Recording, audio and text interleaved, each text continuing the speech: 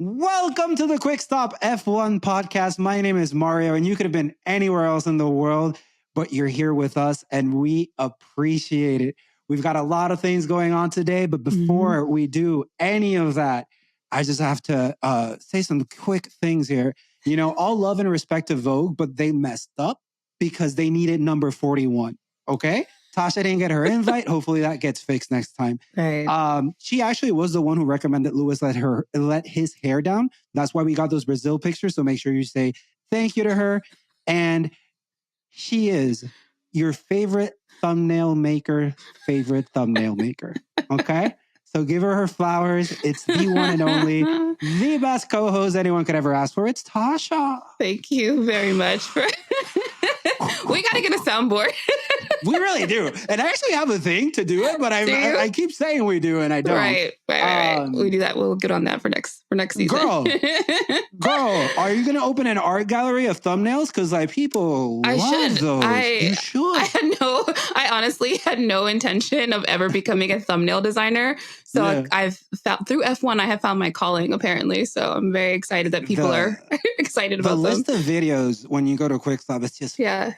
Isn't it so like satisfying? Like how it's so they're clean, so consistent too. Yeah. Like they're very different, but they're very alike.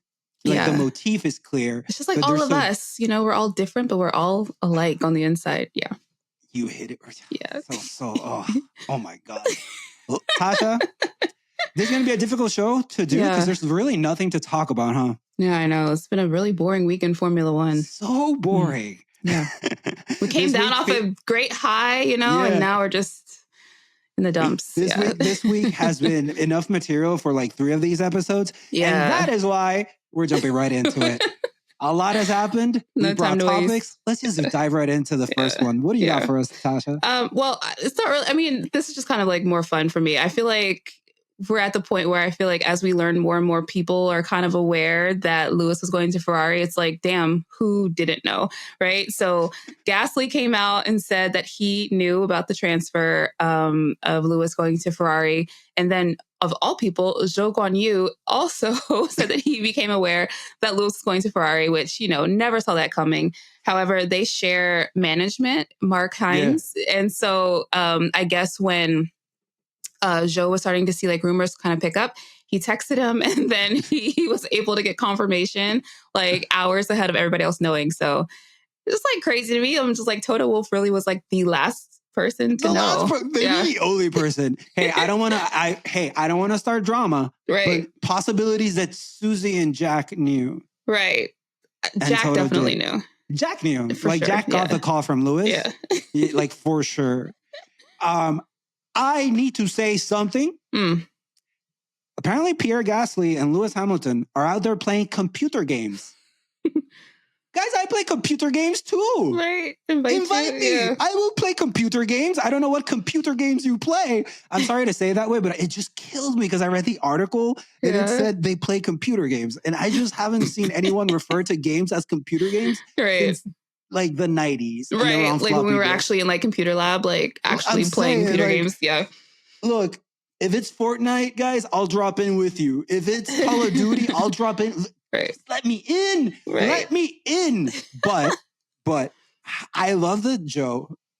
Because like Joe is like, I gotta tap into my connections. Right. Like I need to know. He's like I got a friend of a friend. I'm gonna just ask him real quick. Of all the people though, I mean, like I get it though. Like it's like Joe, Pierre, Charles, who I'm sure told everybody. Like I just know that man told everybody. But you know what I'm saying? Like all the cool kids knew. Everybody, if you needed to know, you knew basically. A video popped up of Pierre Gasly being interviewed and talking about fashion in the paddock and how much Lewis has done to move that forward and everything. Yeah. And you can really see the glimmer in his eyes when he talks about Lewis. Yeah. I wonder if, and then also Charles Leclerc and Gasly, good friends, right? Mm-hmm. Can you imagine Charles Leclerc? Hey, Pierre. Hey, Pierre. hey, who's going to be my teammate in 2025? I bet you can't guess. But Pierre was like Pierre. Lewis, yeah. He's like, damn, how'd you know? How'd you know, man? Everybody knows, Charles. Everybody knows. Yeah. I really you mentioned Charles, Joe, and Pierre. Almost feels like those three are like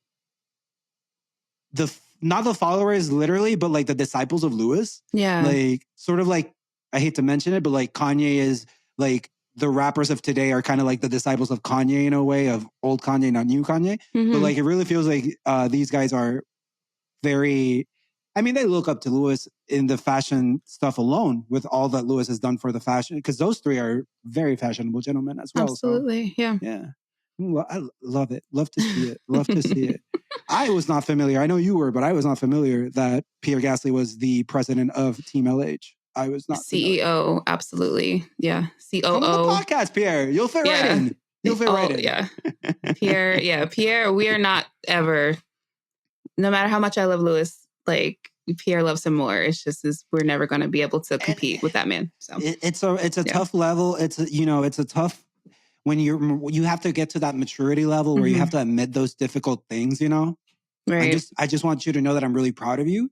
Oh, no. It's like real recognize real. Like, you know what I'm saying? Like, I'm not going to encroach on this man's... Exactly. Like, like Pierre, I was not familiar. Yeah. Like, I love him. I love him. Yeah, I love that for him. Wishing you all the best, Pierre. All the best. As long as you finish behind Lewis in races. Next up. Yeah. We have some very good news, which is that the F1 Academy announces that there is going to be a super license point system. I just want to read real quick that the top 5 finishers will be awarded points, and then there's a total of 10 points to the championship winning driver, 7 for the runner-up, 5, 3, and 1. The minimum requirement to race in F1 is 40 super license points. I just want to read that to get it correct, but Tasha, super encouraging stuff, no? That there are like building upon F1 Academy. They are adding the super license points. Recently, they added the 2 years max that you can be in F1 Academy so that more women can get an opportunity. What do you think about the new changes to the F1 Academy? I'm feeling it. I mean, yeah, of course. I mean, I'm excited that we're seeing more development actually being made for F1 Academy so that it actually does sort of like help their careers and mean something. I also loved hearing that they're going to be having wildcard entries, which is pretty cool. That means like, people who aren't necessarily a part of the academy actually will get a chance to race. And just kind of, again, just like opens it up for more potential. So yeah, for me, I just feel like it's a win, and I'm excited that we're going to, get a cool season ahead. So, yeah. After Max Verstappen clinched his championship, we should have just filled his seat with a wild card every race. Yeah. That would have been dope. Yeah. Everybody just take turns driving his car. Yeah, just take a break, Max. Just let other people have fun too. I saw F4 UAE results. Dorian Pin is killing. So F1 Academy is going to be tough to beat her. It looks like it's going to be really tough. It's going to be. It looks like she's the one to beat in F1 Academy for sure. Yeah. No, but like just like you said, I love that they're putting more into it, and I think with Susie Wolff being so involved, I don't think they're going to get complacent at any point. I do think they'll keep building upon it. Like obviously things take time, but it does feel like they'll just keep building on it. Right. Yeah. Agreed. Speaking of building, we saw some new cars this week and liveries. I'm sorry. That's so professional. Why are you like this? What do you mean? I was just being supportive. So we got some like livery and car launches this past like week. From Haas, Williams, Sauber/Kick, Alpine, RB. I said that right. I was going to say Red Bull. And then McLaren. No. RB doesn't stand for Red Bull. No, I know. So I'm like, what does this stand for? So yeah, we got like a combination of like car launches and livery launches. Do you have any like off the top of your head that kind of like are your faves, or what are your thoughts? I promise this is a safe space. Do you promise? This is just you and me, right? Nobody else is watching this, right? It's just you and me, our personal private space that we have right now. No one else is listening. Just us? V-carb does it for me. Yeah. Look, Ew, V-carb sounds like a threat. Oh, I hate it. I hate it. V-carb sounds like the bad type of carbohydrates. Like, you need to stay away from the V-carbs, guys. The show is brought to you by V-carb. Yeah. V-carbs will really like mess you up. So you gotta really, when you're counting macros, make sure to count V-carbs as well. Sorry, I really like that blue. And I'm sorry to say this because I'm literally stealing it from you because you said the same thing basically. Yeah. But I really like the blue on the V-carb car. Too many sponsors and logos and stuff. Yeah. But it is part of the sport. The other one, I'm kind of conflicted with the Stake F1 team because gut reaction is that neon green is too much and it doesn't fit. But I respect that it is so different. It is I feel like it's a new color, stands out. It's not going to be hard to spot compared to other cars. So I don't like the green, but I understand like they were trying to be different. What about you? Any favorites so far? I'm just like, where's the paint? You know what I'm saying? Like, are we in a cost of paint crisis? Like, what's going on? Like, I'm not mad at the carbon fiber. I love black. You know what I mean? Like, give me a black car, murder it out, whatever. But like, there is just something. Black card. Black carb, V-carb. You know what I mean? But like, it's just something about the fact that like none of these cars they're all starting to like kind of look alike. Yeah. You know, and have very few differences in between them. I like you, the RB car, the Visa team, their car really stood out to me. I'm not calling it V-carb. I'm sorry. I'm just never. It's just never happening. Can we call them tap to pay? Like, I'm not calling it that. I saw someone put a picture of the steering wheel. Yeah. And it was on the screen of the steering wheel, it was tap to pay. Like, that's basically... That's how you turn on the car. I mean, because even if you look at the suits, the race suits, Visa's like the most gigantic logo on there. The most gigantic logo on the car. Like, it's just... You just call a team Visa. So that's what I will be calling them. Yeah. That's how I would refer to them. But yeah, I like the color theme. I know it's like kind of a throwback to the Toro Rosso car. It looks phenomenal. I also just kind of like hate the logo placements. Like it's just so like big and gaudy and annoying. So, but my second favorite was actually the Williams. I just love the blue. I like the blue. The blue is definitely like just a nice color for me that I'm really enjoying. I can't wait to see them both in the sunlight. Other than that, that's a great point. That's a great point. They're gonna look pretty dope in the sunlight. Absolutely. Yeah. But the other ones, I'm fucking disappointed. I'm sorry. Like, put some paint on this car. Do you have a most disappointed? I think Haas for me. I was just like, okay. Like, you know, like it's giving nothing. You know, it's like if you guys don't care about it's Haas, so that lines up with their vision and their mission. It gives nothing. You know, I'm just like if you guys don't care, why should I care? Type of things. Like that's how I feel about that whole thing. Kick is not bad. I do like the green. I just wish that the black, if it was gonna be black, was just like paint, not like carbon fiber, because it looks kind of unfinished. And then I don't love the McLaren. Like I'm not feeling this diagonal stripe situation that they're doing. Like it just feels very like. On the suit, but also on the car, like they've added like this big diagonal. I don't know. I don't like it. So don't worry about it, McLaren. Don't you worry about it because McLaren's gonna run out of space in that car, and you won't be able to see anything but logos. Right. You know, literally anything but it's gonna be just logos, the whole thing. Which, by the way, McLaren, respect, man. I don't know how you do it, Zach Brown, but you've got all you got locked up all the sponsors, right? All the sponsors. Yeah. So I don't know. That's how I feel. I feel lied to. Make me feel sad. I feel lied to. Yeah. By Alpine. Oh, yeah? Where's that pink camo? Oh, the camo. There you go. They're liars. And they're thieves. They stole my heart. Yeah. The lack of camo, the lack of any. I mean, it was giving like, the lack of camo was disappointing. Yeah. It's like giving Microsoft graphics. I'm not feeling it. I was going to say, I was going to do like 5 bullet points for your intro today, but I was like, no, you got to keep consistent 3. One of the things that I was going to say, and I believe this, Tasha, to my core, I am not being nice. You would have designed a better livery.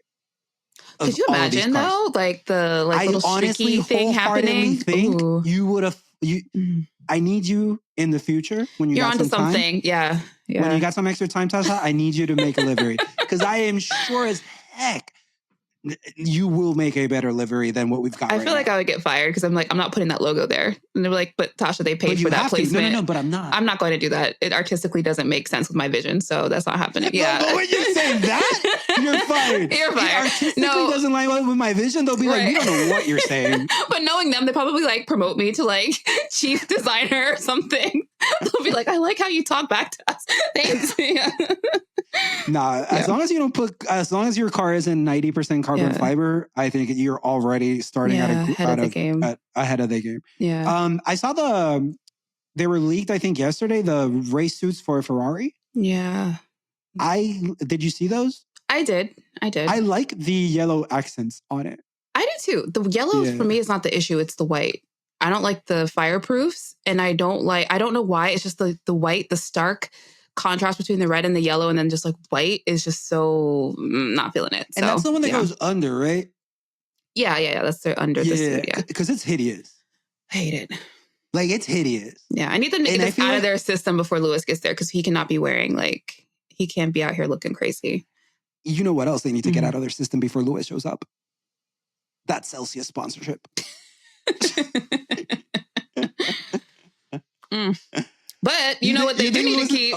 Oh, sorry. I was gonna say what they do need to keep though is who's ever doing their content creation, because their teaser for their upcoming launch is phenomenal. It was basically like they fired up the SF24. That's going to be the new car. They fired it up, but it's like cinematic. It's got like the Maranello scenery in the background, just like loud, aggressive, sexy sounding. Like, it's beautiful. So it's a great keep the content creation team, throw away the suit designer, and I think we'll be good. While we talk about content, the one I really liked was Alpine doing the umbrella thing. It was a video of Pierre Gasly, and he had an umbrella, and he's dressed in like civilian clothes, and then he opens the umbrella, and then I feel like Alpine, that's very Alpine. Those little transitions to like dressed one way and now you're dressed another way. They love that shit over there. Somebody said that it looked like a gender reveal. Yeah. If the gender was an F1 driver. It absolutely has that energy. Yeah, it really did though. Yeah. It's like, okay, Pierre. We also saw during the launch, Mick Schumacher was there. Yes. Yeah, he's joining the World Endurance Championship team. Yes. I'm excited for him. Yeah, he looked cool. He looked really cool there. Yeah. But apparently he's keeping the Mercedes. Like, he's also a Mercedes reserve driver for F1. Yeah, that's what it sounds like. He's going to keep his reserve role at Mercedes, but he'll be doing the WEC driving with Alpine. WEC is close to WEC. Makes me think of WAP. Oh my God. But yeah. I'm excited for him. He hasn't really gotten a chance to race or anything in the past couple of years. So this is an opportunity for him to, just get that out of his system, hopefully. So, well, not out of his system, but, do something that he actually has been wanting to do. And excited that he kind of still gets to keep get out of the Mercedes. Sim. Yeah, get a little fresh air. Get fresh air, touch some grass, Everybody needs that sometimes. Right. The last thing I'll say of race suits, because you mentioned the RB one, I find two things funny. Yeah. The Hugo on the leg. Huge. Yeah. Huge ass Hugo on the leg. Like, the sponsors are competing. Like, what is this team? Like, I don't know. It's crazy. The other thing is the actual team name, which is on their chest. Small as hell. It's almost clear color. Like, you can barely see it. And then you got that blue for Visa and that red for Hugo. And then the freaking team name, you can barely see. The RB, that's what, I don't know. They give me a headache. Everything about that team is like the livery, great gowns, beautiful gowns. But everything else, I'm just like, this is just as shady as everything else that they've been, feeding us. And I just can't believe that they have like this suit that's just straight up like full of gigantic competing sponsors. Like, there's no hierarchy, no nothing. It's just vibes, and it's ugly. So it's not great. But I am heavily consuming Yuki and Danny content. Yeah. I really like particularly heavy on the Yuki. Yeah. He looked great at the launch. Then the Hugo jacket. Love that. Pull it off. Yeah. He's so handsome. He's He great. Is. He really is. I'm so happy that they actually are going to be able to hopefully, I mean, we'll see, but hopefully be able to express themselves a little bit more fashion wise. Cause I do feel like Yuki, like he's been held back, and I'm just happy that, held back by that brand that you love. Oh my God. The H&M gold label, like, you know what I mean? Like, I can't, I cannot, you know, like give him some expression, like some room to like express himself. And I feel like he'll do a good job. So I would say the fit for the fit that he had the day of the reveal is already better than anything I've seen him in during like the regular season. Yeah. He looked great. I'm excited. Yeah. I'm excited. So we also saw that Stake is going through some Stake is still going through an identity crisis. Yeah. They have not quit the identity crisis thing. Yeah, they're still going through it. They're really going through it. Sure. What do you want to say about this? Because it's like, I don't know. Like we talked about when we did talk about that they can't use the name in certain races. And that was the case last year as well. There were 4 races that they couldn't use the name because it's gambling is illegal in those places. So you can't be a proponent of gambling, and their Stake team is basically gambling sort of situation. So I don't think we were surprised by the fact that they're having some issues with the name. But any thoughts or maybe elaboration better than I just did? So basically, the big thing, not funny, but kind of funny, is that this is a Swiss team and they can't use their main sponsor in Switzerland. So it's like, make it make sense. When you guys were filing paperwork, you know what I'm saying? Like, did you ever maybe think to like, you know, cross all these T's, dot these I's? Because that's kind of a big, like, either it was an oversight or it was just like, we're going to do it and whatever happens type of thing. But basically this past week, they were seen. It's not funny. It's not funny. I can't stop laughing. Nothing about any of this is serious. So they took it down off the website. They took the logo down off of the website. However, it was later said that, you know, they took it down as part of like regular like web maintenance or whatever. And I'm just like, okay. I don't believe whatever. That. But the Federal Casino Commission in Switzerland has initiated proceedings against Sauber due to the unlicensed status of Stake, potentially resulting in a substantial fine. And it was reported to be somewhere between like 500 and 530,000 euros, which I'm like, coming from your house, coming from inside the house.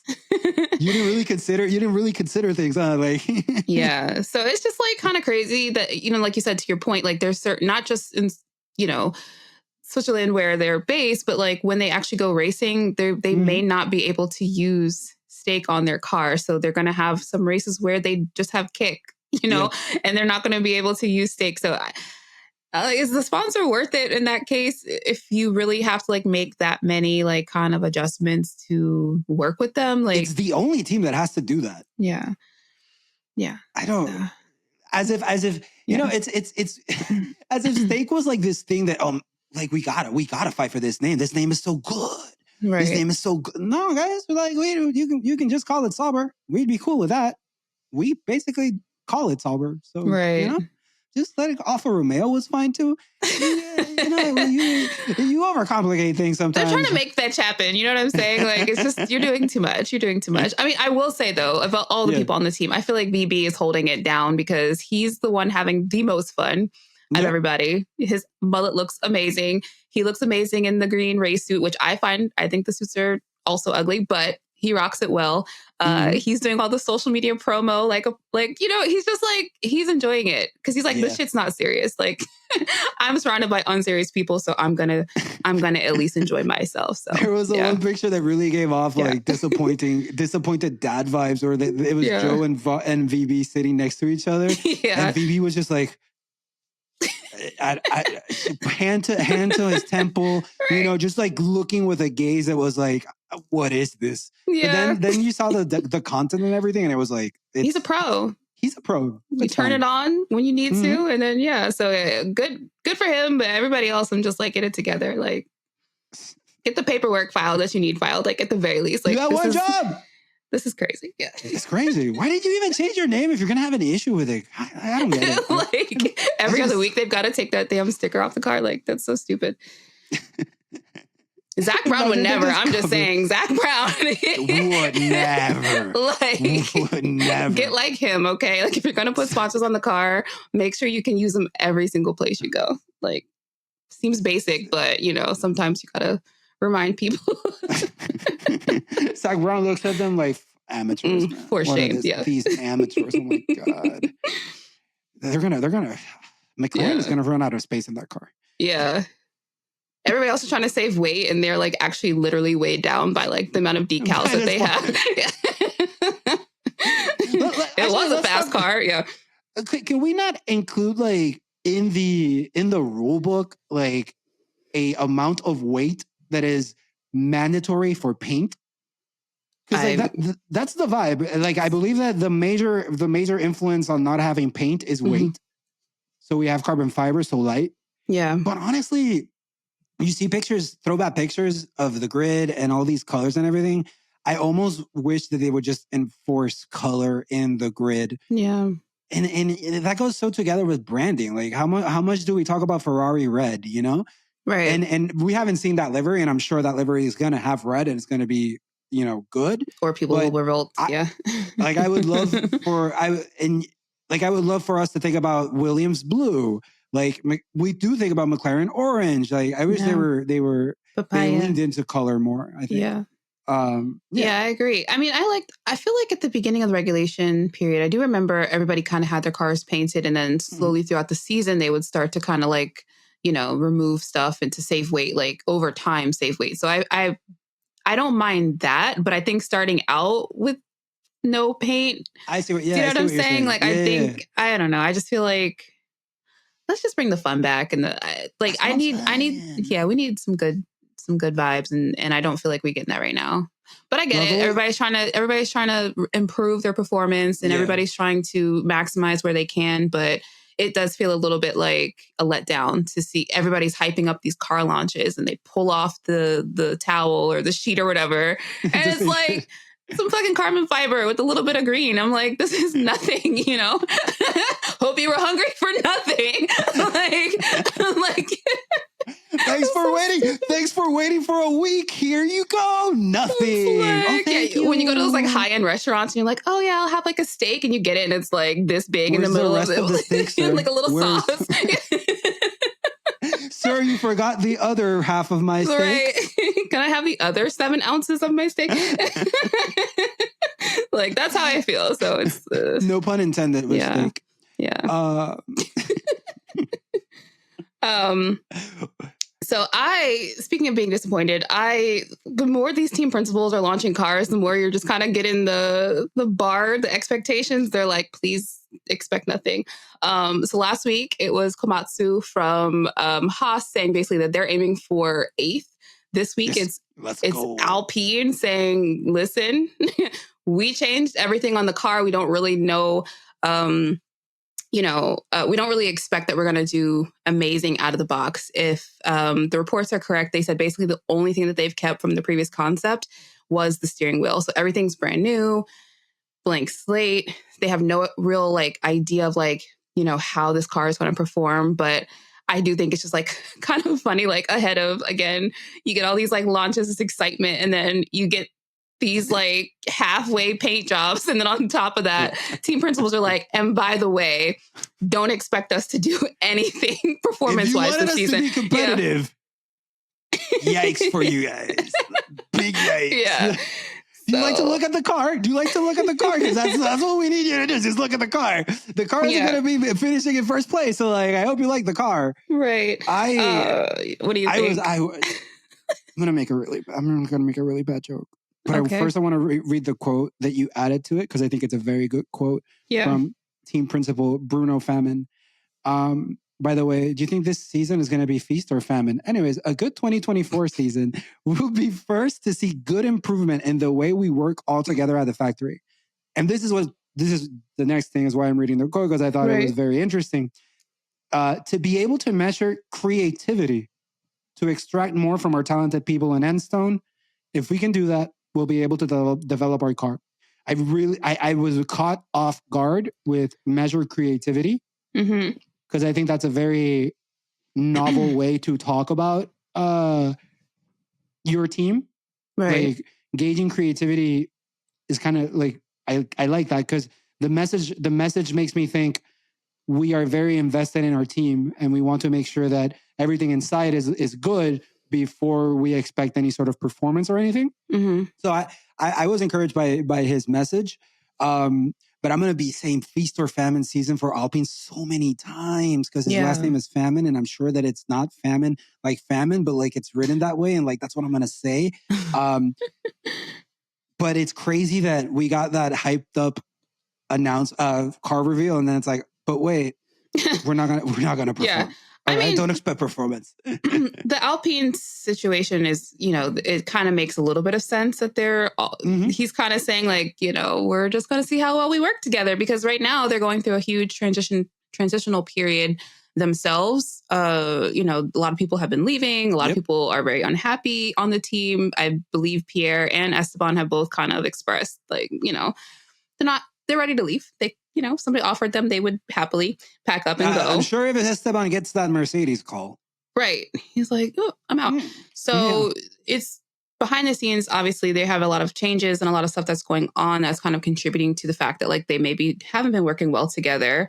Then, of course, you have this new car, this new concept that they're, hoping will be able to be something that they can develop and bring performance like over time. So yeah, to me, I read that as just like, yeah, we're hoping just to even be able to like come together and like work together.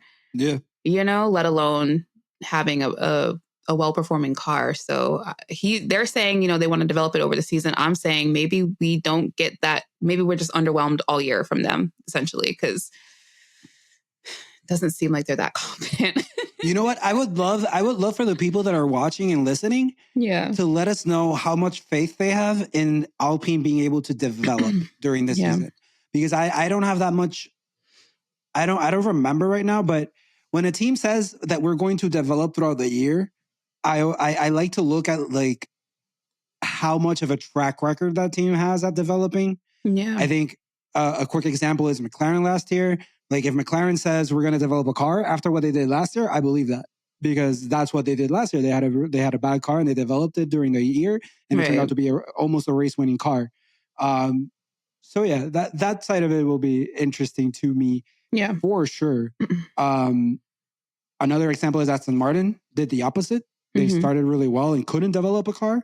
So this team has so much, I would say, turnover from last year. So many different people have left from key roles that it makes me think that's too many things, too many spinning plates to be able to put out that all together and develop a car. So I think this year is going to be rough for Alpine. If it's not great, but like it seems too many variables are up in the air for them to be able to come together and build a race winning car.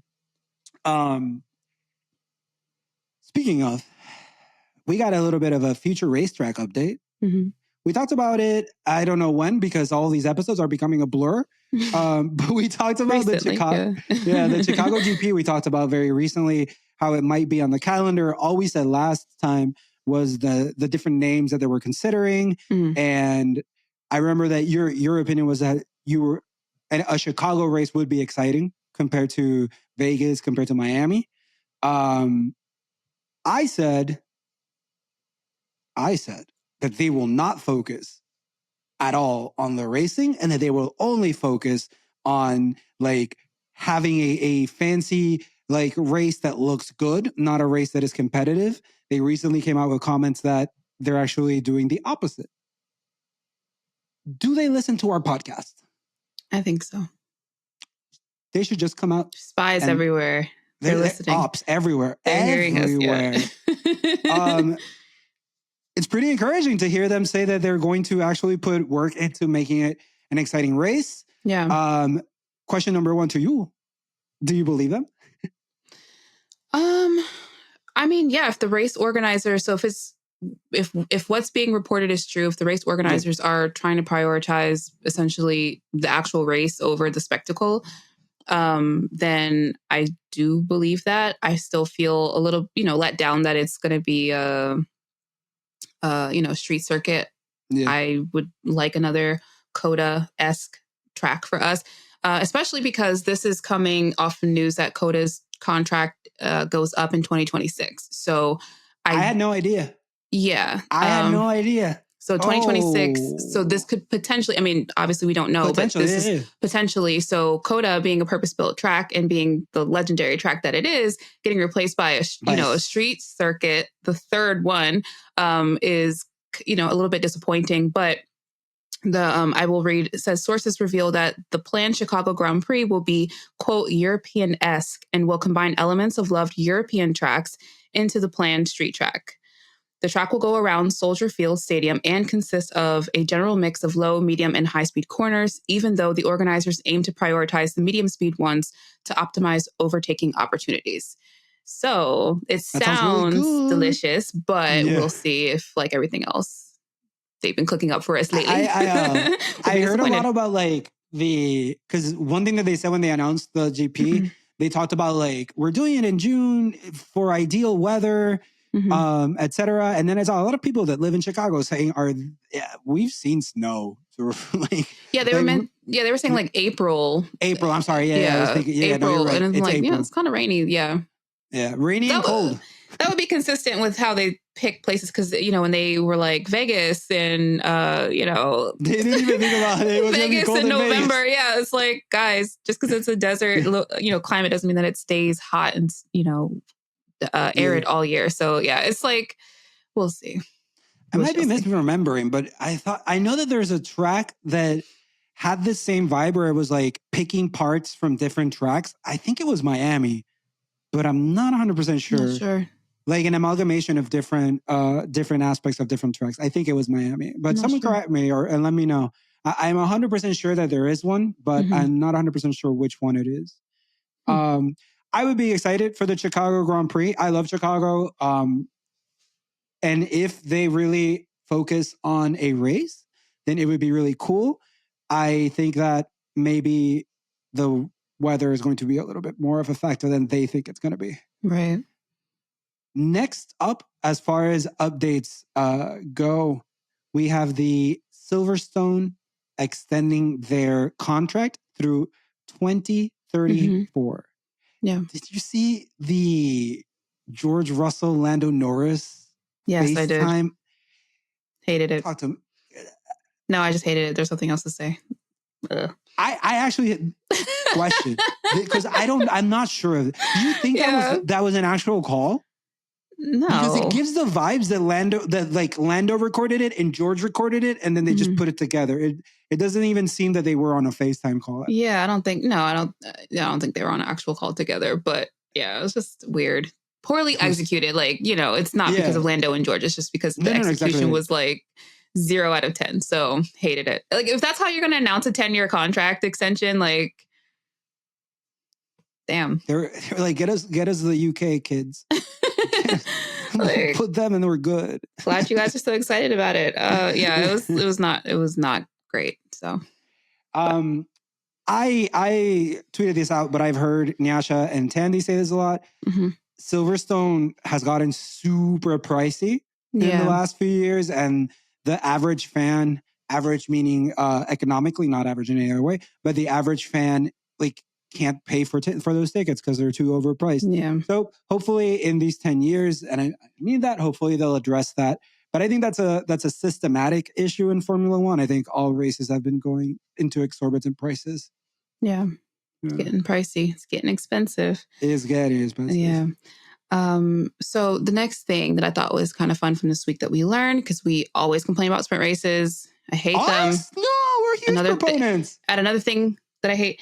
But we are maybe getting some tweaks. So basically, we from this past week, there was the F1 Commission meeting where they agreed on a few changes to the sprint race format and the weekend. So The first thing is that they are going to increase the power unit allocation to 4 per driver for the 2024 and 2025 seasons from 3, which... But when did they switch it to 3? This year. So there's that. DRS activation for the race will be anticipated to 1 lap as opposed to 2 laps after the start of the race or the restart following a safety car. That's cool. The other thing that could be kind of interesting that there's discussions about is that they are introducing a second parc fermé, which would be 1 from the shootout to the sprint period and 1 from qualifying to the race. So basically, they'd be able to actually set their cars up for the sprint and then set their cars up again for the Grand Prix. And the format would be Friday, FP1 and sprint quali, Saturday, sprint and GP quali, and then Sunday would be the Grand Prix. So I still feel a little, what do you think? Answer number 1, remove sprints. Yeah. Answer number 2, this is better. I think this is better.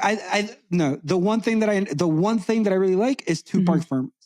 Yeah. That's one thing. That's the one thing that of all those changes, I think that's the one that I like the most.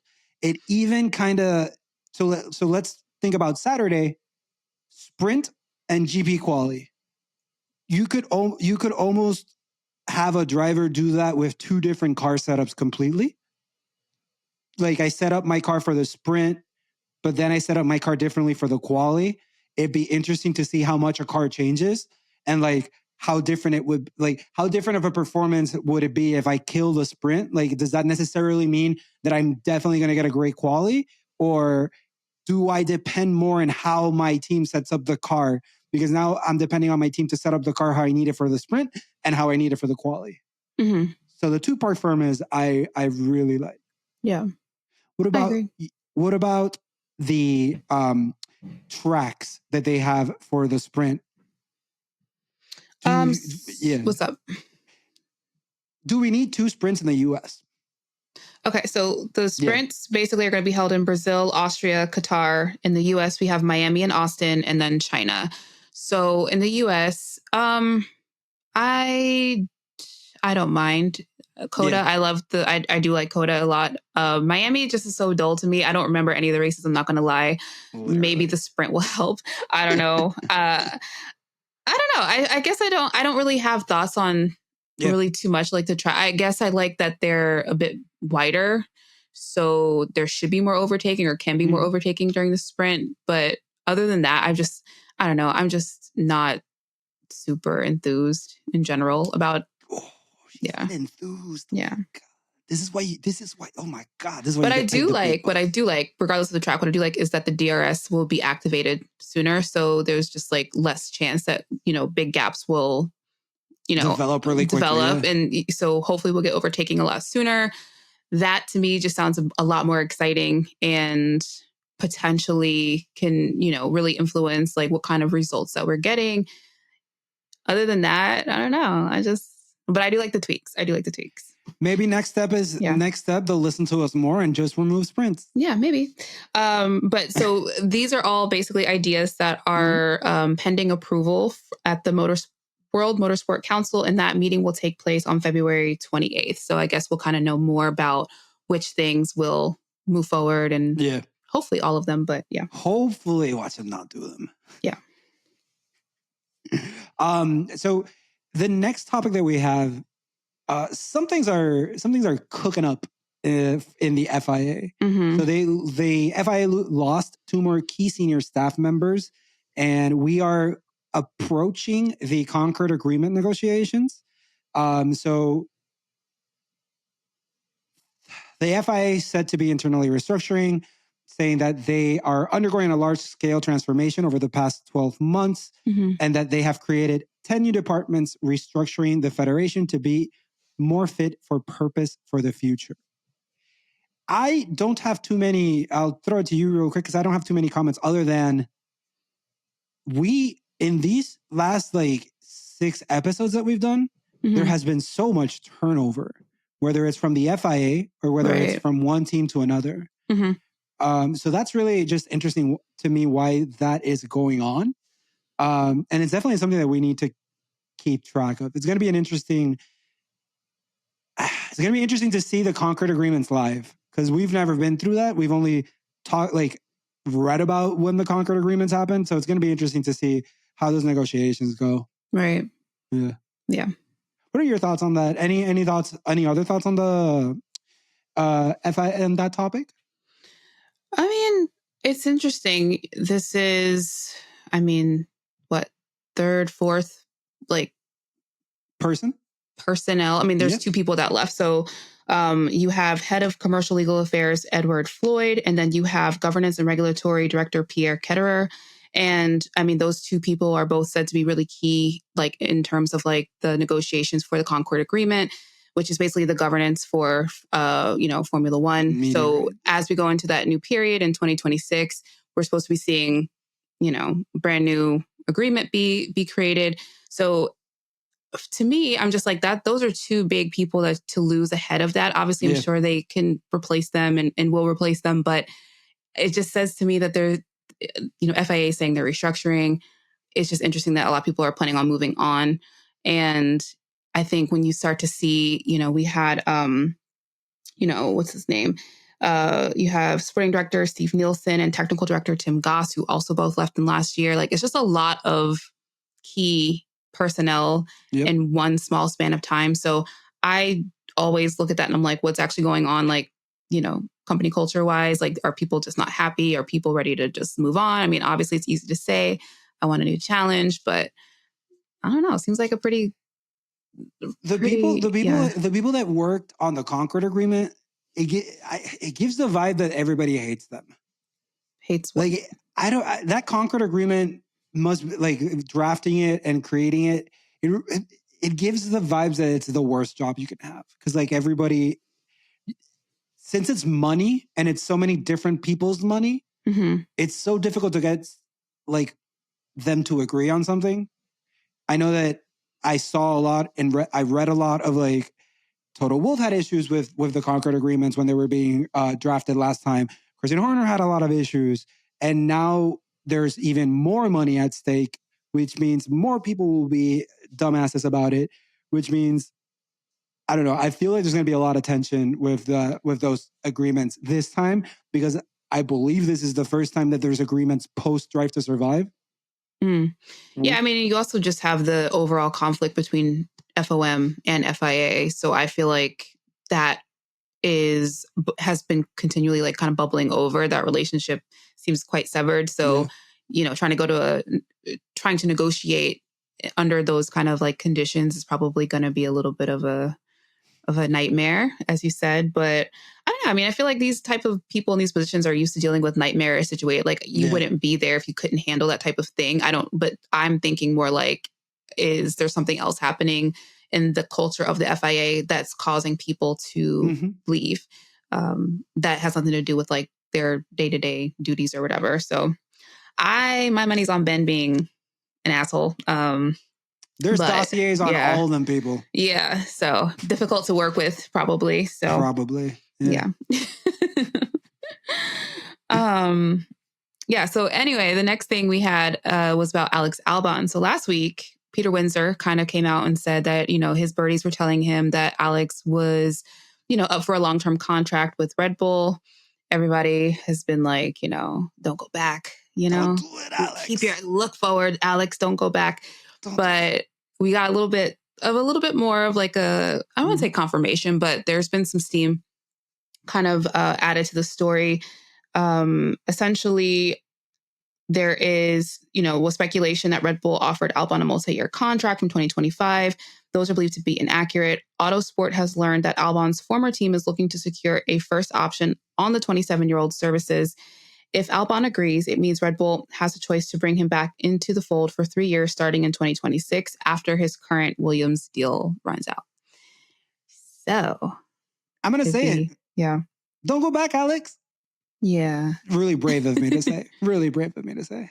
Yeah. Come on. We all remember how that went. We've read about it. We saw the High Performance podcast where Alex talked about it.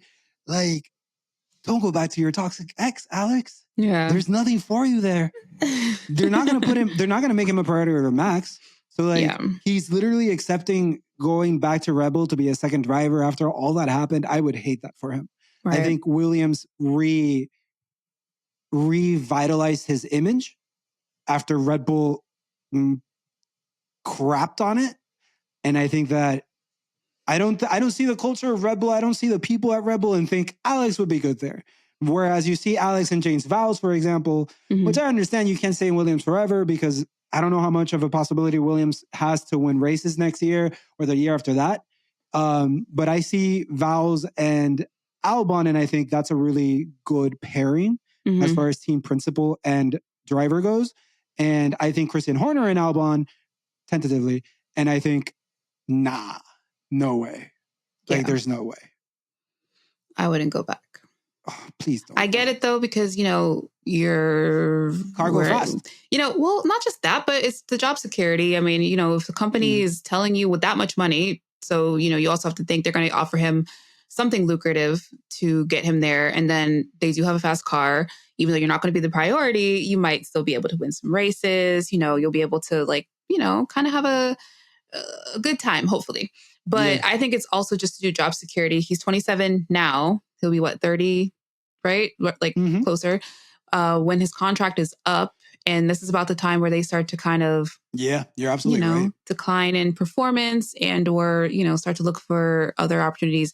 So I don't know. I think that's very, like, I wouldn't go back, but I get it. You couldn't blame him if he does, you know? Yeah, I mean, I would blame him if he does, but I could understand the rationality. I just don't want him to do it. I hate your reasoning, but I get your reasoning. It's like, I get it, but I don't get it because, you know, just believe in yourself. You know what I'm saying? Like, the world is your oyster, you know? Like, don't spin the block on that because they're crazy. Like, they're crazy. And, like, you see what they have going on now and you just kind of like, I personally wouldn't want to be part of that. So, yeah. Maybe he drives he drives Lily's golf car. Yeah. Do that for a year. I feel like being her caddy would be so much more fulfilling. Delightful. Yeah. Just delightful. But yeah, so I don't know. Now that it's picking up steam, it's like, okay, I can see the writing on the wall. I just hope that he values himself. Love yourself. Love yourself, Alex. Please. Positive affirmations every day in front of the mirror. You are not the problem, they are. You are not the problem, they are. Okay, Alex? Yeah. So yes, pass on that. It's been, moving on to our next one. It's been an interesting week for, as Chris aptly named him, Mr. Turtleneck.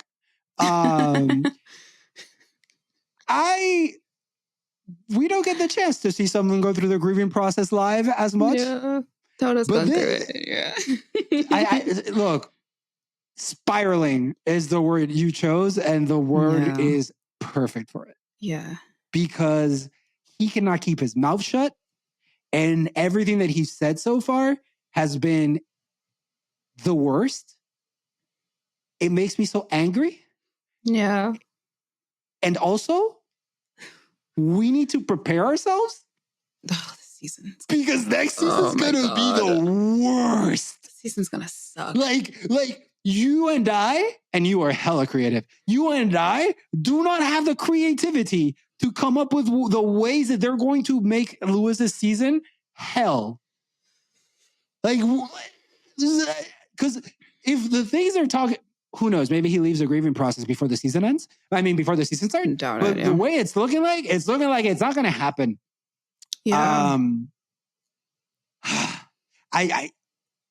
He needs to get off the internet. He needs to not be in front of microphones anymore. I need your opinion on this, and I need you to give me which one, because there's so many things that he said, Tasha. There's so many things. I think he alluded to Hamilton doesn't. Oh, I actually remember. He said, at the end of the day, Mercedes is going to have more championships, but Lewis doesn't care about that. That's my highlight. That is my highlight of you need to shut up now. Do you have a highlight of you need to stop? The whole week. I mean, honestly, it's just been like, it actually has just been annoying. Like, regardless of what he says, because he's going to say what he wants to say, or, you know, whatever he thinks kind of protects the Mercedes image. Like, this is a new opportunity for us. We can start fresh. Like, this is, like trying to spin it, like he didn't just fumble the biggest bag of the fucking century. But it's like, okay, even still, like Lewis has said all of two things, maybe.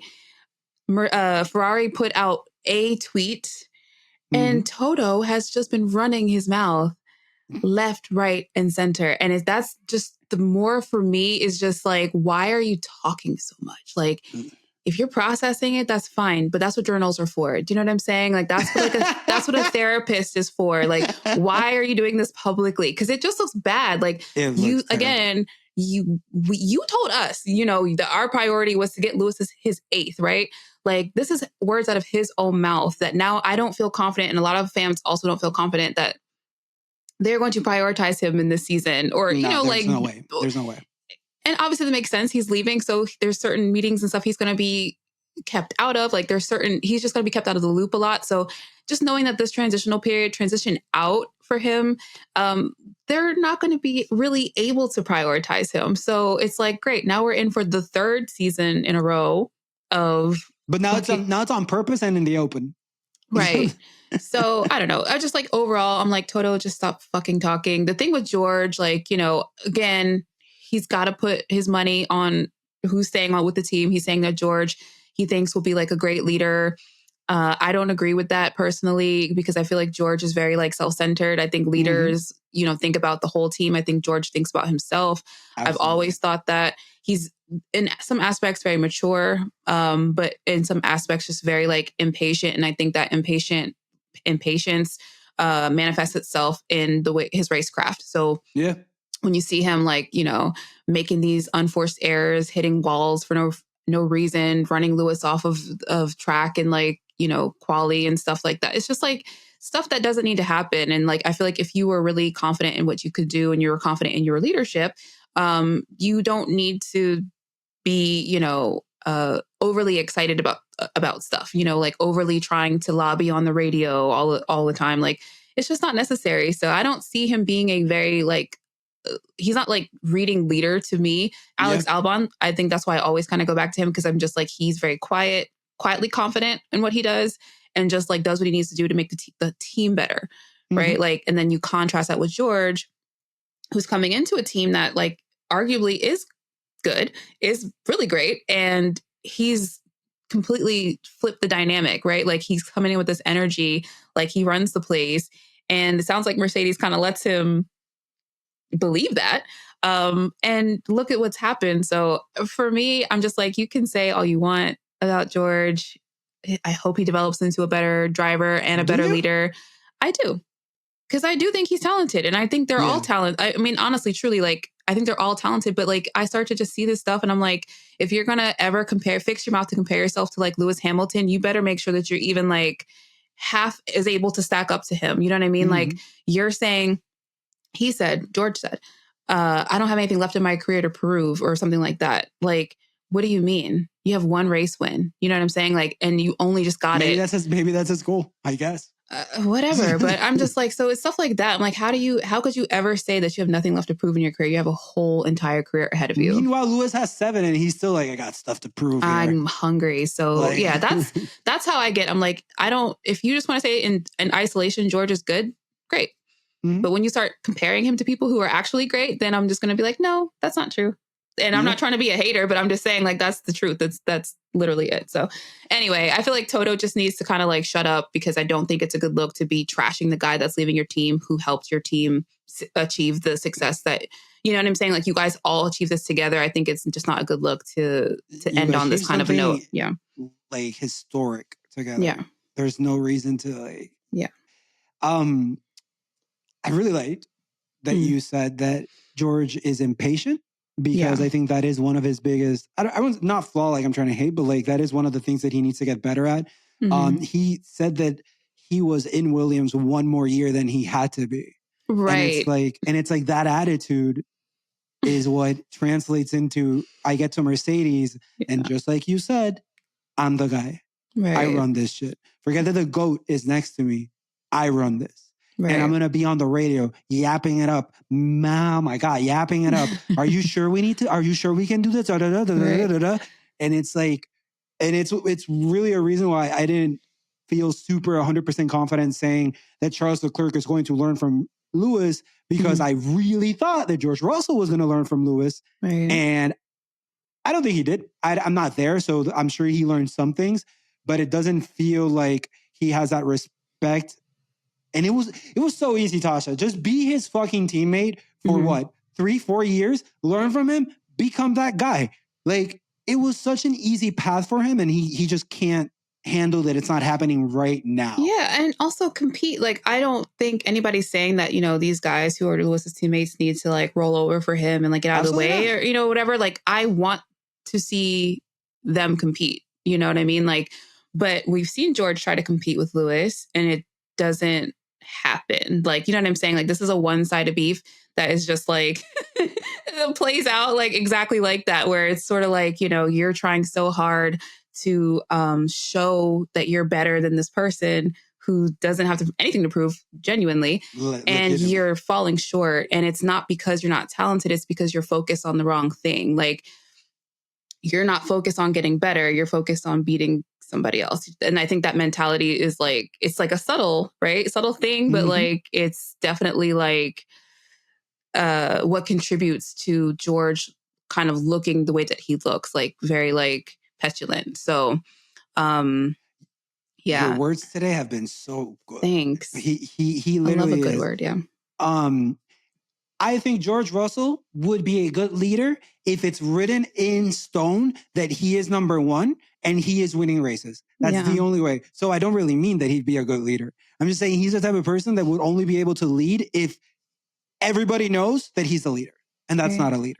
Like, that's just not. That's not inspiring. That's not anything. We'll see. We'll see if he develops. He's from the same time as Lando and Leclerc, so that is accurate. Yeah.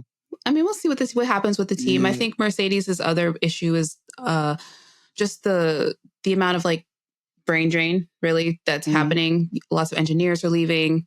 And even before Lewis, like this, people left to go to Red Bull, just different teams that are ready for different challenges or new challenges or however you want to say. But I think this period for Mercedes is kind of like critical because, we hear like, there's Kimi Antonelli in the pipeline. There's rumors that, they want to try to get, somebody strong in the seat for now.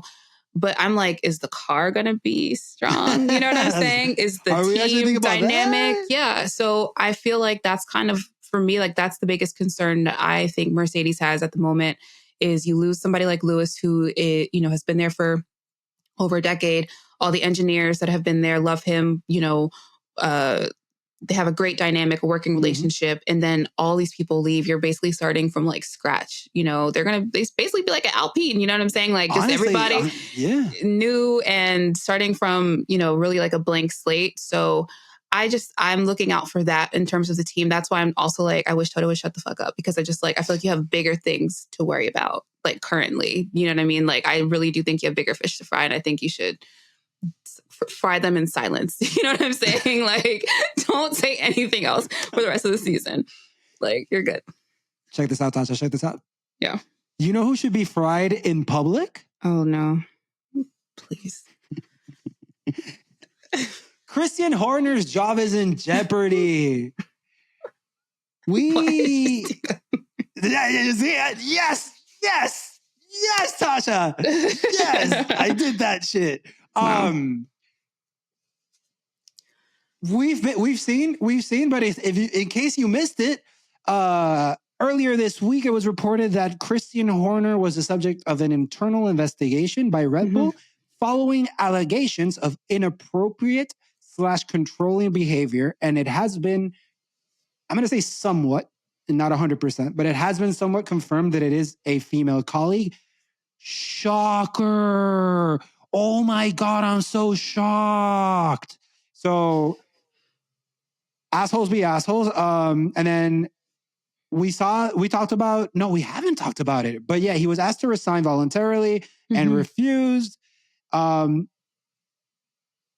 I want to talk about the fact that they have a dossier, right? Mm-hmm.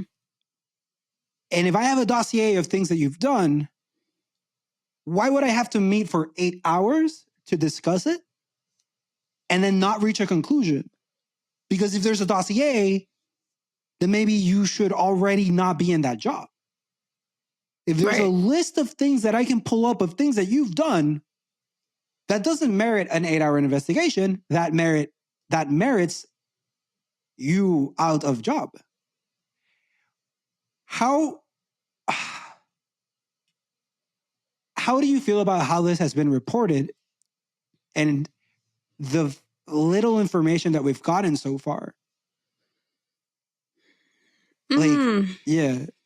I mean, I don't know. Like, I feel so when we kind of learned about this at the start of the week, like, I definitely felt very like down about the news. Like, even though it's Christian Horner, I just still feel like this is so fucking disappointing. Like, the sport is making strides to, make women feel included, to, show that we respect everybody, that we work with, whatever, through different initiatives and stuff like that. And so to see something like this, it's not like necessarily shocking, but it is just very disappointing, and it kind of like weighs on you.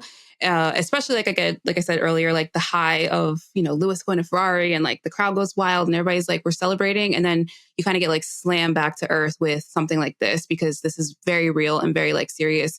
And like I said, very disappointing. So I think I appreciate the kind of like reporting on it, just like very like slow, because obviously in Formula One, everything is very sensationalized. Everything, we're learning stuff before it's actually verified.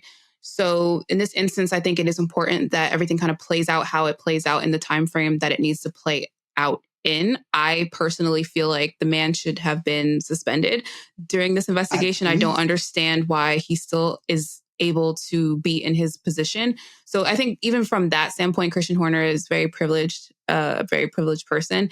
And I think even the claim of, like a subordinate saying, I was, or I was like the subject of like kind of controlling or like maybe like abusive behavior. Like it just kind of like, and then you see that person still be able to like hold a position. Like that's straight up privilege right there. So yeah, I don't know. Like I just, as we learn more, I think I'll be able to kind of like articulate a little bit more like what I'm thinking overall. But I just feel like right now I am glad that it's like a little bit of slowness to it, because we don't need to be jumping to conclusions, even though I feel like Christian Horner is somebody you probably could jump to a conclusion and like did that shit. Probably land exactly. Yeah. So did that shit. Yeah. I hated that. Your point, like it's fantastic, and to talk about like how this hurts is you get the news for F1 Academy and their super license points, and how that's one step forward with regards to being more inclusive, with regards to women being more represented in the sport. But then you have this Christian Horner allegation, and you're basically taking 10 steps back. Like, what good are my super license points if I go into a sport where I'll be discriminated against or treated poorly? Right. Like, I don't want super license points. I don't want to be part of that. So I hate that it happened, obviously. But like, I felt so deflated because it happened so close to the F1 Academy stuff. Because our high was Lewis Hamilton to Ferrari, but like F1 Academy drivers' high was we're going to get points now.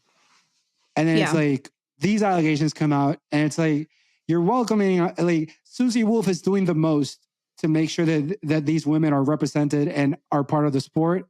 But when you have allegations like these, and it's always men, shocker, it's always men doing this shit. Like it's always men. So it's like Susie Wolff can move mountains. And it won't matter if this kind of shit still happens. Right. Very deflating. It's very deflating. It's very deflating. I've read, so I'll say first, we don't know the full nature of what's happening. I think a lot of people's mind immediately went to something like, sexual assault or harassment, but we don't know. They had said it was more like his management style, like an aggressive management style, which I did read. Like, I'll just read real quick. Basically, the framework for that is controlling or coercive behavior as an intentional pattern of conduct in which perpetrators will use various means to hurt, humiliate, intimidate, exploit, isolate, and dominate their victims. This could also include behaviors such as physical and sexual violence / abuse, violent behavior, emotional or psychological abuse, controlling behaviors, restrictive behaviors, and threatening behaviors. And I say that because I've seen a few people who are, a lot of people want to go to bat for Christian Horner because they're fans of Red Bull, which I think, we all got to kind of remove, that fan hat sometimes and like actually look at the seriousness. You could be a fan of Red Bull and not a fan of this. Yeah, like this is not something I would die on like a hill for. So anyway, a lot of people saw that, we're describing it as like this like controlling behavior or aggressive management style as like a way to like kind of exonerate Christian Horner. Like, see, he didn't do what you guys said that he, but when you look at the definition or when you look at what's included in this, like there's still potential for a lot of really nasty things that have occurred. And regardless of whether it's sexual in nature or not, like going to work and being intimidated by your boss or anybody in a position that's like higher than you has so many like, mental health, like, what is the word I'm looking for? Repercussions. Thank you. It can really like deteriorate your mental health. So it's not like, oh, he didn't do this. Like you guys said, it's regardless of what it is, like it's serious enough that they brought in like, independent barrister to like investigate and obviously have this 8-hour meeting in London somewhere. Like they're talking about, wanting him out of his position. So I don't think that there's anything in this, regardless of what the nature of it is, that signifies that what did happen is something that like, gets him out of this scenario. A lot of people are anticipating that he really will lose his job, whether he voluntarily steps down or he's fired.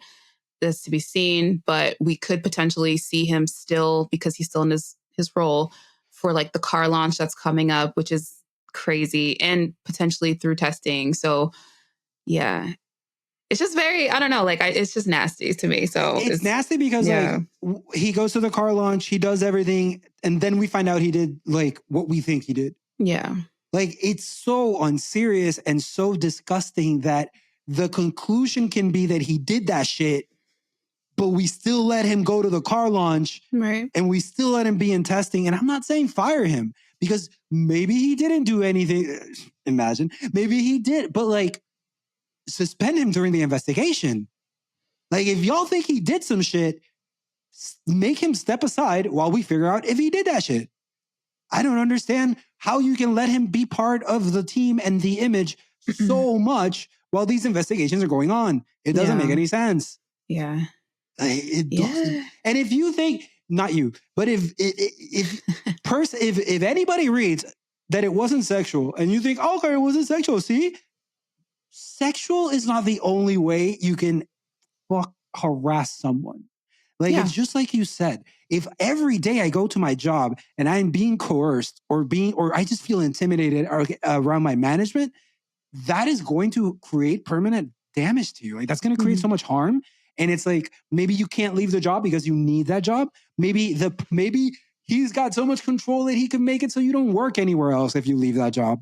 Right. But like, just because like, if it comes out that it wasn't sexual harassment, go back and listen to what Tasha read again. Like, there are many different forms of this, and we're not going to jump to conclusions, but any form of harassment, coercion, or like any form of it should not be accepted.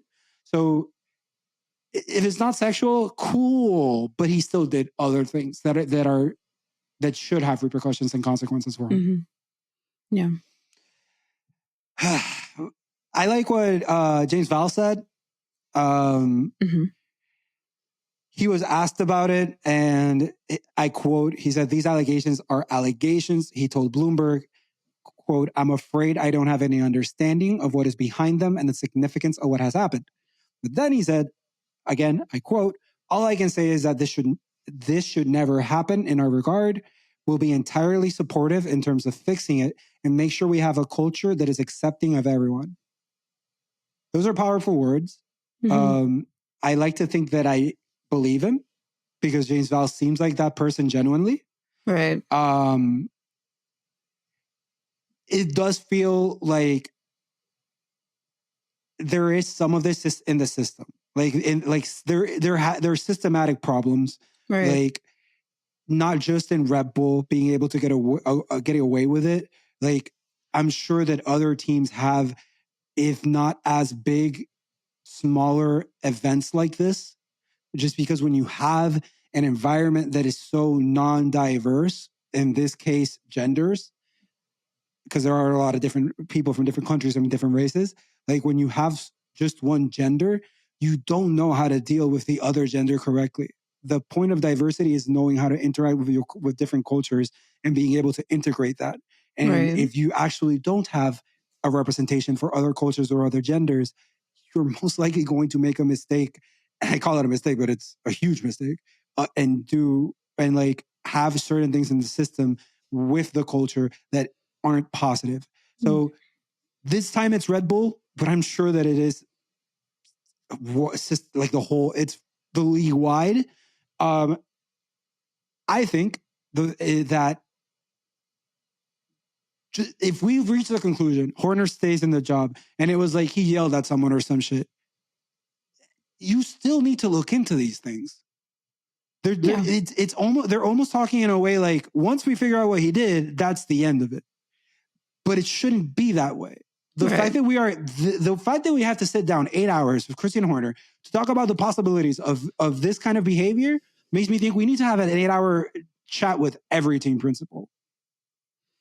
I mean, Red Bull, the culture of Red Bull is on display every race weekend. I mean, I've seen a lot of people say, oh, Marco's racist and da-da-da-da. Christian is just as racist. Like, let me just be so, like, honest and blunt. Like, he's just as racist. He's just as sexist. He said so many things that you can, like, actually see the culture in public. So imagine, like, what's happening behind the scenes. Like, a person like that, who's that powerful within a team like Red Bull, is always going to abuse that power, like, period. It's never a mistake. It's always going to be on purpose, because you know that if you have the power to, like, affect somebody's life, you're going to always, like, you're going to take that and you're going to run with it. So that's on purpose. And for me, I just feel like whatever the case is, I do think James makes a great point about taking accountability. I think his answer was amazing because he didn't just say no comment like Dr. Helmut Marko,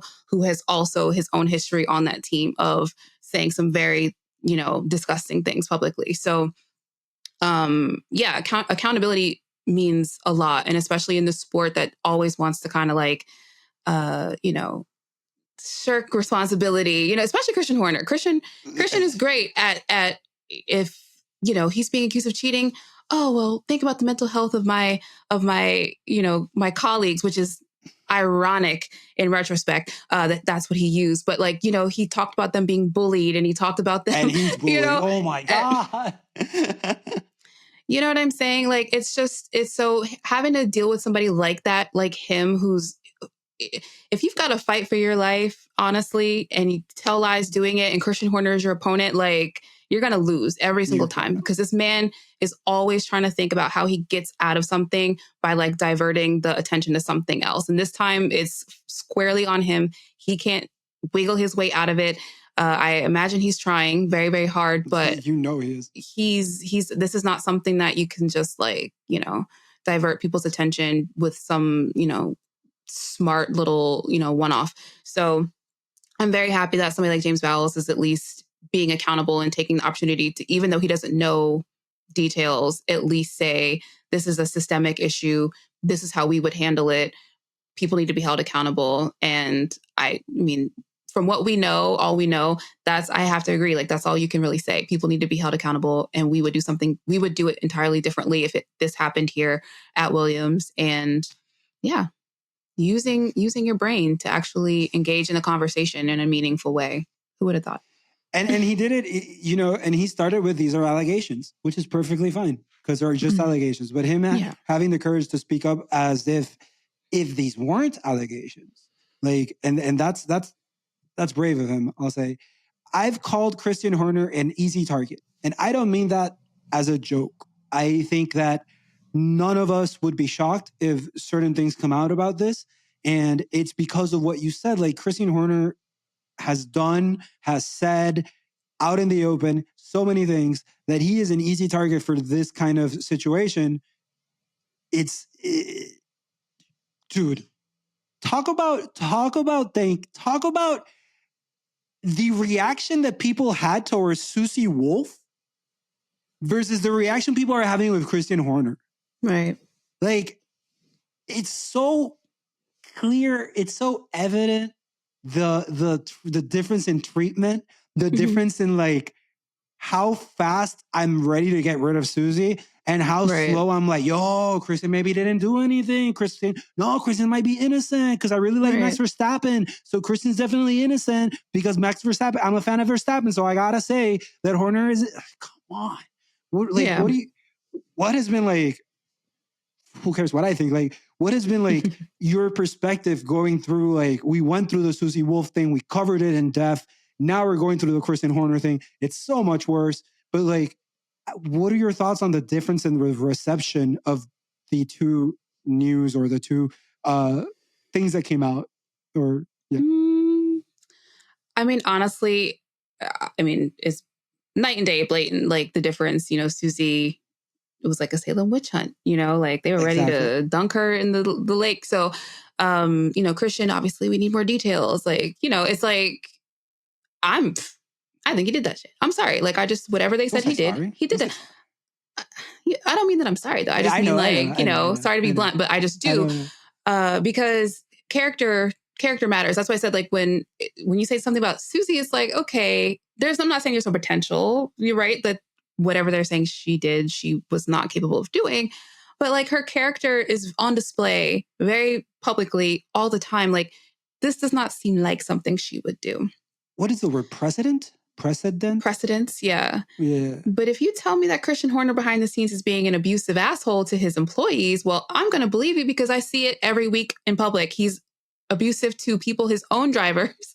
He's abusive to drivers on rival teams, other team principals. Like, he's not very respectful. So I don't understand. I personally don't see a universe where something didn't happen and there's not receipts to prove it. So, I don't know. That's how I feel. Christian, I know people want to feel some kind of way about him, like, potentially not being there. I feel like good riddance. Like, the sport doesn't need people like him to be part of. If we're talking about progressing and being welcoming and inclusive, like, I'm not saying you can't be competitive, but like Susie Wolff said, you don't have to be an asshole to be successful. So I do think that there needs to be some sort of balance between getting results and how you get them out of people. Like, you don't need to be abusive. And I do think we're like well beyond that as an excuse and a pass for wealthy, privileged people to treat employees however they want because they're getting a specific result out of them. Like, I think we should just like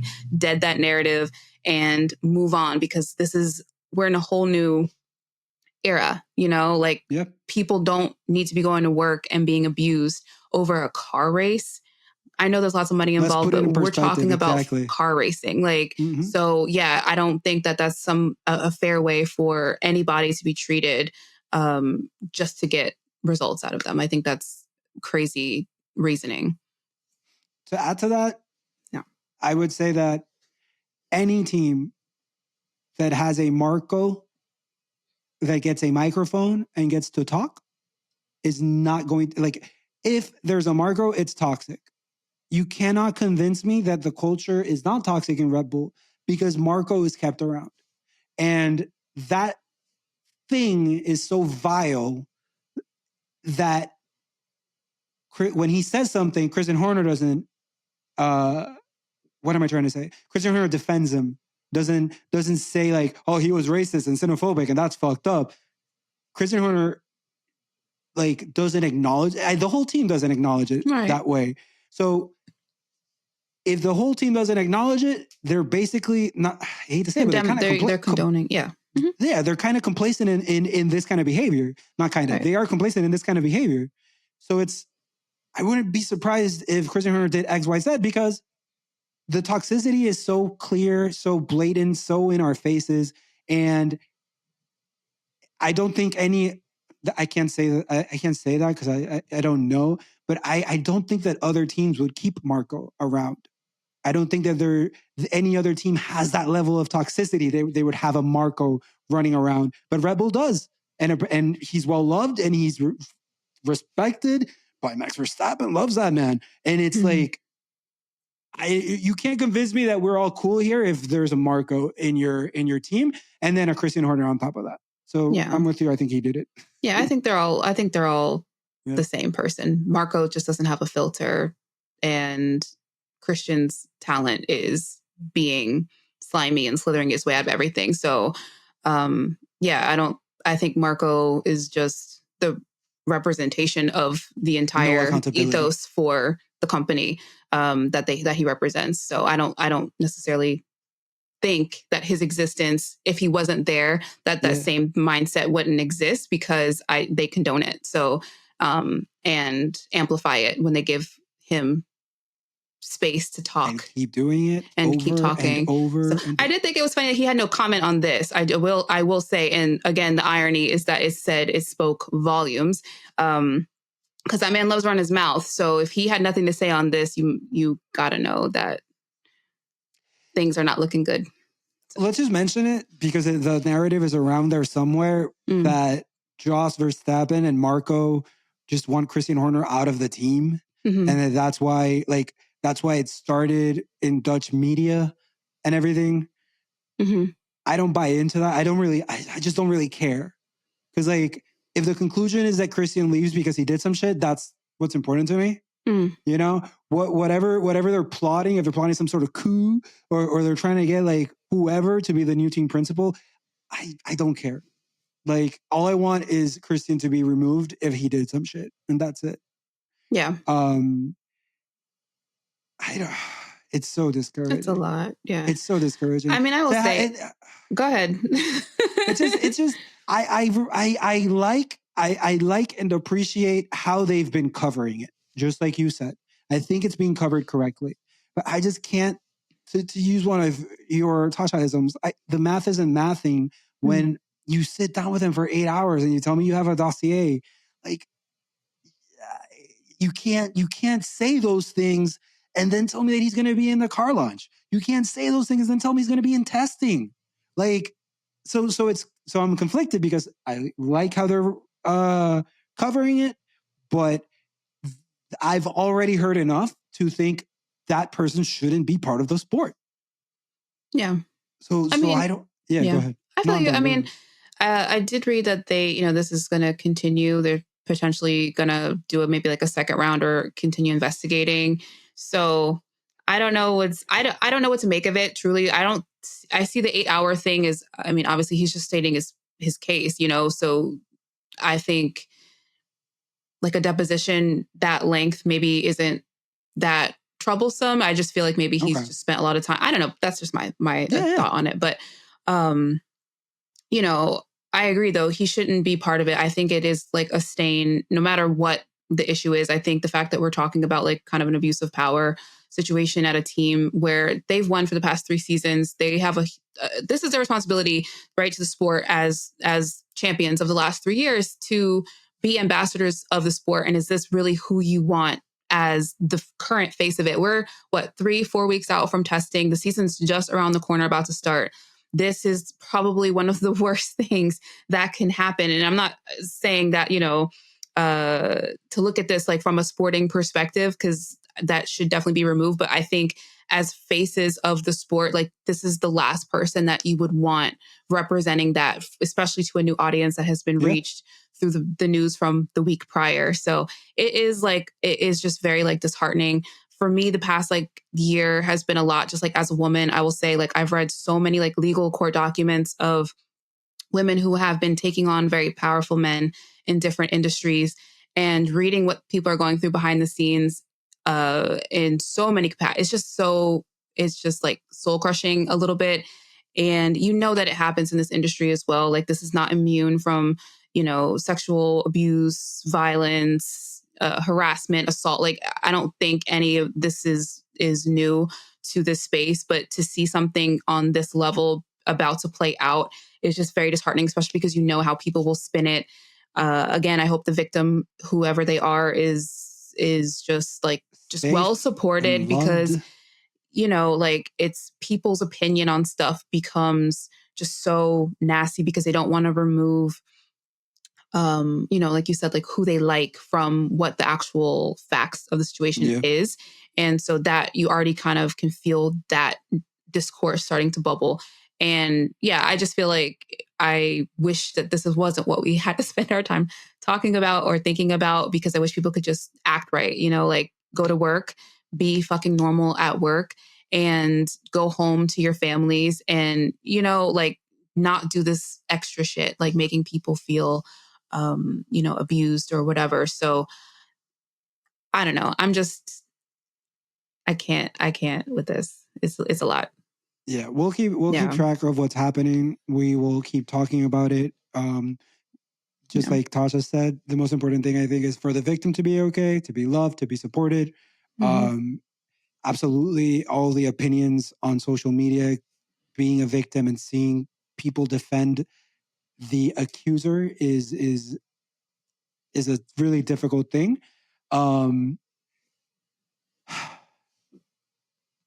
It's just, I think and this is what I mean, that enough has happened already to merit him not being part of the sport.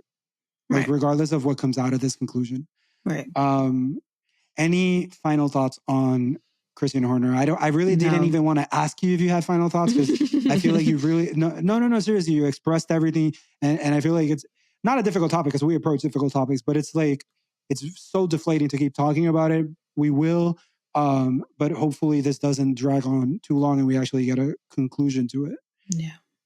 Just to recap quickly, we just touched on the Christian Horner situation, talked about Toto Wolff, Alex Albon possibly joining Red Bull, how the FIA has been losing staff and all the turnover that there's been in the sport, changes to the sprint weekend, future track updates, and then all the situation with stake. We talked about the F1 Academy, and like we said, man, like, you do something great for women in the sport, and then you do this shit for women in the sport, and it's terrible. Remember when we talked about it and we laughed about Ferrari, about who knew about Lewis Hamilton? That was such a nice time when we were there.